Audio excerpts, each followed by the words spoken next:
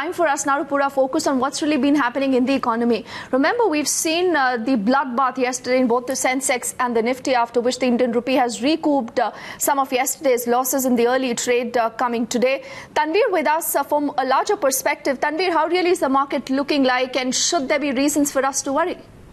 Well, it seems like, there has been some calm seen in the markets after that big crash in yesterday's session, that big storm that global markets witnessed.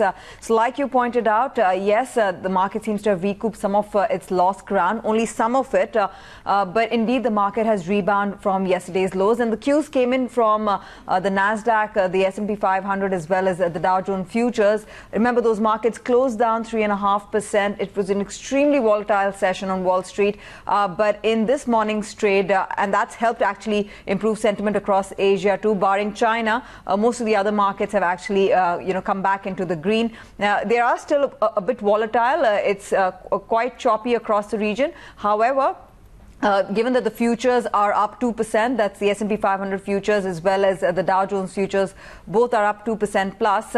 There is some semblance coming back into the market, even in terms of the currency moves, right? We are looking at the currency stabilizing at 66.40 odd at opening. This is, I think, after a good series over the last week or so that we've seen the currency actually open in the green. Otherwise, it's been just one straight slide. Remember, the currency lost almost 5% since the yuan devaluation news hit the screens on August 10th. So there has been a fair amount of downside that the currency has seen. But in today's session, there seems to be a sense of calm across markets. Now, does that put the worry on China, that key risk on the back burner? No, that's not the case. I think the market is still deliberating on what's happening in China. Investor confidence has been shaken as far as that market goes.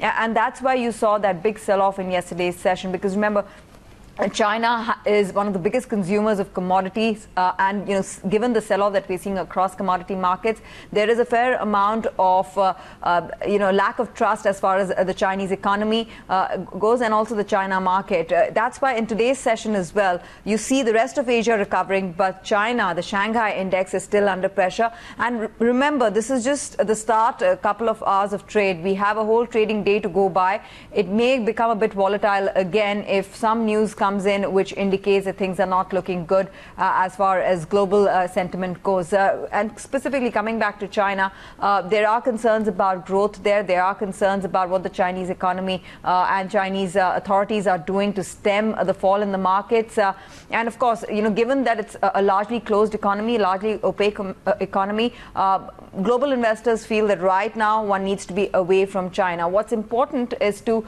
see the broad perspective and look at how India stacks up among emerging markets, among Asian markets. And, we've been talking to a lot of global investors since yesterday. They believe that in the current environment, while India cannot be put on the side, if there's a global meltdown, if there's a global sell-off, India will fall as well.